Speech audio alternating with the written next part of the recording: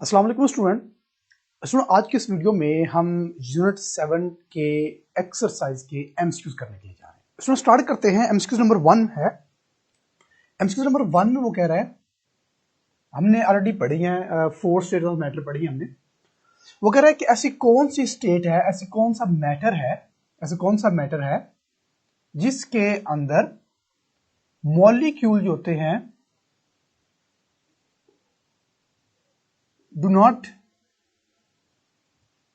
Leave their position, जिसमें अपनी position को लीव नहीं करते। Do not leave their position. ठीक है, किस स्टेट में, किस फॉर्म में, किस स्टेट में, सॉलिड में, लिक्विड में, गैस में या प्लाज्मा में, किस मैटर की स्टेट में मॉलिक्यूल अपनी जगह लीव नहीं करते। लीव ना करने का मतलब ये है कि मॉलिक्यूल तो वाइब्रेटरी मोशन होते हैं, वाइब्रेट कर रहे थे लेकिन अपनी जगह पर लीव नहीं करते। वो कह रहा है जी बताएं जी कौन से हैं। देखिए हमने ये बात की है, जो सॉलिड होता है ना, सॉलिड के अंदर वाइब्रेटरी मोशन होती है। मतलब अगर ये एक मॉलिक्यूल है तो वो वाइब्रेट करेगा, कभी इस तरफ जाएगा, फिर वापस आएगा, फिर इस तरफ जाएगा, फिर इधर आएगा, फिर इधर आएगा, तो एक फिक्स पोजीशन पर रहेगा। अगर हम बात करें लिक्विड की, तो अब लिक्विड में हमने ये पढ़ा था कि इसमें स्लाइडिंग मोशन होती है और जो मॉलिक्यूल होते हैं वो बह जाते हैं, इसलिए हम कहते हैं पानी बहता है क्योंकि इसमें मूव कर जाती है। फिर हमने गैस में ये कहा था कि इसमें रैंडम मोशन होती है। ठीक है, मॉलिक्यूल आवारा फिर रहे होते हैं, कोई इधर जा रहा है, कोई इधर जा रहा है, कोई इधर जा रहा है। और जो प्लाज्मा होता है वो तो आयोनिक स्टेट होती है, उसमें भी मॉलिक्यूल जो आयन होते हैं मूव करते हैं। तो हमने कहा कि सॉलिड के अंदर वाइब्रेटरी मोशन होती है। वाइब्रेटरी मोशन होता है कि एक मॉलिक्यूल एक खास पोजीशन पर रहता है, उस पोजीशन के राउंड वाइब्रेट करता है, कभी आगे कभी पीछे, लेकिन अपनी जगह को नहीं छोड़ता। तो हमारा जो करेक्ट आंसर होगा वो होगा सॉलिड। सॉलिड के अंदर मॉलिक्यूल अपनी जगह को लीव नहीं करता। ठीक है। MCQ number 2। एमसीक्यू नंबर 2 में वो कह रहा है कि बताएं कौन सा मटेरियल जो होता है वो लाइट होता है। लाइट मटेरियल कौन सा है? लाइटेस्ट मटेरियल कौन सा है? उसमें डिफरेंट है, उसमें कॉपर भी है, इसमें मरकरी भी है, इसमें एल्यूमिनियम भी है, और इसमें एक और गिवन है, वो कहता है लेड है इसमें। वो कहता बताएं इसमें सबसे लाइट कौन सा, मतलब हल्का कौन सा है। एक चीज याद रहे कि जो सबसे हल्का और सबसे मजबूत है ना, वो मटेरियल आपके घर में बहुत बार यूज होता है। जो आपके घर की खिड़की होती है ना, वो एल्यूमिनियम की बनी होती है। कभी उस एल्यूमिनियम को फ्रेम को उठाकर देखे ना, वो बहुत हल्का होता है लेकिन वो मजबूत भी उतना होता है। ठीक है, तो जो वो हमारे पास एल्यूमिनियम होता है। ठीक है, एल्यूमिनियम बहुत ज्यादा मजबूत होता है और बहुत ज्यादा स्ट्रॉन्ग होता है। ये जो रैकेट्स होते हैं ना, रैकेट्स खेलते हैं, बैडमिंटन जो खेलते हैं, ये जो रैकेट्स होते हैं ना, वो एल्यूमिनियम के बने होते हैं, जो प्रोफेशनल होते हैं।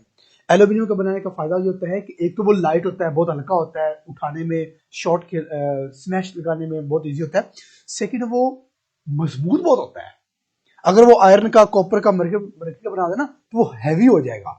मजबूत हो ना हो लेकिन वो हैवी हो जाएगा, प्रॉब्लम क्रिएट करेगा। तो एल्यूमिनियम जो होता है ये एक तो लाइट होता है, दूसरा ये मजबूत होता है, बहुत ज्यादा स्ट्रॉन्ग होता है। ठीक है, चले नेक्स्ट हमारे पास है MCQ number 3। MCQ number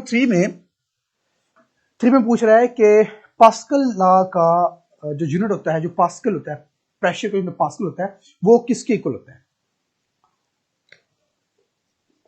pressure unit of pressure is pascal. वो कहता है पास्कल होता है इज इक्वल टू, वो किसके इक्वल होता है? पहला जी 10⁴ Nm-2। फिर जो हमारे पास ऑप्शन है वो है 1 10 3। तो वो कह रहा है कि 1 Nm-2 है, 3 Nm-2 है, या फिर 2 Nm-2 है। 10⁴ ये तो हमारे पास है ही नहीं, ये तो हमने पढ़ा ही नहीं है बिल्कुल। 10⁵ 10⁵2 में 10 1, तो हमने ये ऑलरेडी पढ़ा हुआ है। जो 1 पास्कल होता है वो is equal to 1 newton metre per square के इक्वल होता है। तो ऑप्शन हमारा जो होगा वो 1 Nm-2 होगा। चलिए next MCQ number 4। MCQ number 4 में वो पूछ रहा है कि हमने एक बैरोमीटर बनाना है। बैरोमीटर क्या होता है? बैरोमीटर होता है जो इंस्ट्रूमेंट होता है जो प्रेशर को बेर करने के इस्तेमाल होता है। वो कहता है एक बैरोमीटर अगर हमने बनाना है मरकरी के साथ, अगर एक हमने बैरोमीटर बनाना है, बैरोमीटर अगर हमने बनाना है मरकरी वाला, मरकरी वाला, वाटर वाला नहीं, मरकरी वाला, वो अगर आप बताएं उसकी लेंथ कितनी होनी चाहिए, तो मरकरी के लिए हम बनाना है तो उसकी लेंथ होती है वो 1 मीटर होनी चाहिए। 1 मीटर के अलावा जो भी ऑप्शन है वो हमारा रॉन्ग है, हमारा जो ऑप्शन है वो 1 मीटर होना चाहिए, 1 मीटर। ठीक हो गया। चले ऑप्शन एमसीक्यू नंबर 5। अब एमसीक्यू नंबर 5 में वो कह रहा है कि आर्किमिडीज प्रिंसिपल में जो अपथ्रस्ट फोर्स होती है वो किसके इक्वल होती है। ये हमने पढ़ा है, अपथ्रस्ट फोर्स होती है, अपथ्रस्ट फोर्स होती है वो किसके इक्वल होती है। तो हमने ये पढ़ा है अपथ्रस्ट फोर्स होती है वो इक्वल होती है वेट के, weight of displaced liquid, weight of displaced liquid. तो हमने पढ़ा कि अपथ्रस्ट फोर्स होती है वो उतनी होती है जितने वेट उस लिक्विड का जो डिस्प्लेस हुआ है। ठीक है, अपथ्रस्ट फोर्स के इक्वल होती है, तो वेट ऑफ डिस्प्लेस्ड लिक्विड की इक्वल होगी। अगर इसके अलावा कोई और ऑप्शन है, वॉल्यूम है, मैस है या कुछ और है, तो वो नहीं होगा, वेट ऑफ डिस्प्लेस्ड लिक्विड होगा। ठीक है। एमसीक्यू नंबर 6, एमसीक्यू नंबर 6 में वो कह रहा है कि डेंसिटी ऑफ ऑब्जेक्ट, किसी भी ऑब्जेक्ट की डेंसिटी को मालूम कैसे कर सकता है। हम ये पढ़ चुके हैं, डेंसिटी का फॉर्मूला हमारे पास होता है मैस ओवर वॉल्यूम, हम ऐसे मालूम कर सकते हैं, लेकिन ये हमारे पास ऑप्शन नहीं है। हमारे पास ऑप्शन है वो कह रहा है पास्कल लॉ है, हुक्स लॉ है, आर्किमिडीज प्रिंसिपल है, प्रिंसिपल ऑफ फ्लोटेशन है। तो वो कहता है तो हम जो डेंसिटी ऑफ ऑब्जेक्ट जो है वो हम मालूम हमने की थी किससे, आर्किमिडीज प्रिंसिपल से, आर्किमिडीज प्रिंसिपल। ठीक है, तो ये जो भी ऑप्शन है ये हमारा करेक्ट होगा, इसके अलावा जितने भी ऑप्शन है वो हमारे रॉन्ग होंगे। तो डेंसिटी ऑफ ऑब्जेक्ट को हम मालूम कर सकते हैं, एक तो ये फार्मूला होता है लेकिन ये हमारे पास ऑप्शन नहीं है, तो इसके अलावा जो अदर होगा वो आर्किमिडीज प्रिंसिपल होगा। तो आर्किमिडीज प्रिंसिपल से हम ऑब्जेक्ट की डेंसिटी मालूम कर सकते हैं। ठीक हो गया। चले जी 6, नेक्स्ट हम बात करते हैं 7 की। 7 में वो कह रहा है हुक्स लॉ का फार्मूला क्या होता है। बताइए जी हुक्स लॉ का फार्मूला क्या होगा। हुक्स लॉ, हुक्स लॉ हमने पढ़ा है, क्या हमने पढ़ा था, हमने पढ़ा था जी स्ट्रेस डायरेक्टली प्रोपोर्शनल होता है स्ट्रेन के।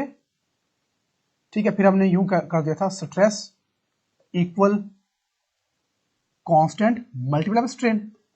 ठीक है, स्ट्रेन को इधर ले आए थे तो ये बना था stress divide by strain is equal to constant. ठीक है, ये हुआ था ना। अब ये हमारे पास फार्मूला है हुक्स लॉ का। अब इसमें कौन सा हमारा ऑप्शन है, इसमें जो हमारे पास ऑप्शन आ रहा है वो आ रहा है stress multiply by strain is equal to constant, वो भी नहीं, stress divide by strain is equal to constant, ये हमारा ऑप्शन होना चाहिए। या फिर ये हमारे पास आ रहा है option number B, second option है stress divide by strain is equal to constant, तुम्हारा ये वाला ऑप्शन ठीक है। अगर इसके अलावा कोई और है तो वो हमारा रॉन्ग होगा। 8, अब 8 में वो कह रहा है कि हमारे पास उसने कुछ मैं डायग्राम दी हुई है, मैं वो डायग्राम बना देता हूं। ए डायग्राम में उसने कुछ हमें यूं दिया हुआ है। ए डायग्राम में है जी हमारे पास है जी कुछ यूं, बी डायग्राम उसने हमें दी गया है, ये है बी, सी डायग्राम उसने हमें दी हुई है स्ट्रेट, और डी डायग्राम उसने हमें दी हुई है ये, sorry not this one, this one. चले इसको थोड़ा और नीचे कर लेते, इजी हो जाएगा ये। अच्छा, अब वो हमसे जो क्वेश्चन कर रहा है, पहला क्वेश्चन उसका ये है, वो कह रहा है कौन सा ग्राफ जो है वो हुक्स लॉ को ओबे नहीं करता, कौन सा ग्राफ हुक्स लॉ को ओबे नहीं करता, not obey, not obey Hooke's law. वो कहता है कौन सा ग्राफ हुक्स लॉ को ओबे नहीं करता। हुक्स लॉ क्या कहता है, हुक्स लॉ ये कहता है स्ट्रेस जो होता है वो उतना होगा जितना, स्ट्रेस जितना अप्लाई करेंगे उतना स्ट्रेन होगा। इसका मतलब है कि स्ट्रेस और स्ट्रेन दोनों डायरेक्टली प्रोपोर्शनल है, जितना स्ट्रेस होगा उतना स्ट्रेन होता जाएगा। इसका मतलब है अगर मैं एक तरफ स्ट्रेस ले लूं, अगर एक तरफ हम स्ट्रेस ले लें दूसरा स्ट्रेन ले लें, मतलब दोनों इक्वल होंगे। अगर 1 स्ट्रेस है स्ट्रेन 1 होगा, अगर 2 स्ट्रेस है 2 स्ट्रेन होगा, अगर 3 स्ट्रेस है 3 स्ट्रेन होगा, अगर 4 स्ट्रेस है 4 स्ट्रेन होगा, 5 स्ट्रेस है तो 5 स्ट्रेन होगा। ठीक है, तो उसके लिए हमारे पास ये नहीं, ये इसमें तो जो हमारे पास लाइन आ रही है वो तो एक तरफ ज्यादा आ रही है, एक तरफ कम आ रही है।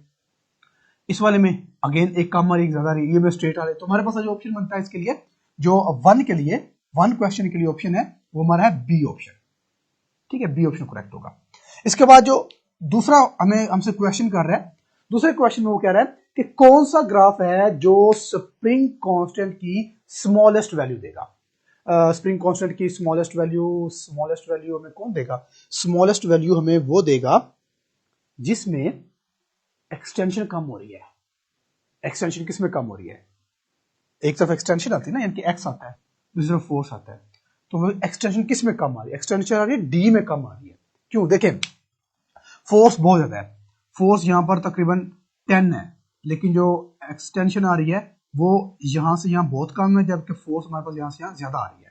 तो जितनी कम एक्सटेंशन होगी वो उसकी स्प्रिंग कांस्टेंट उतनी कम होगी। तो हमारे पास जो बी सेकंड क्वेश्चन के लिए है ऑप्शन वो डी है। नेक्स्ट है थर्ड के लिए, वो कह रहा है थर्ड में बताएं, थर्ड में वो कह रहा है जी बताएं कि हमारे पास which graph gives the largest value.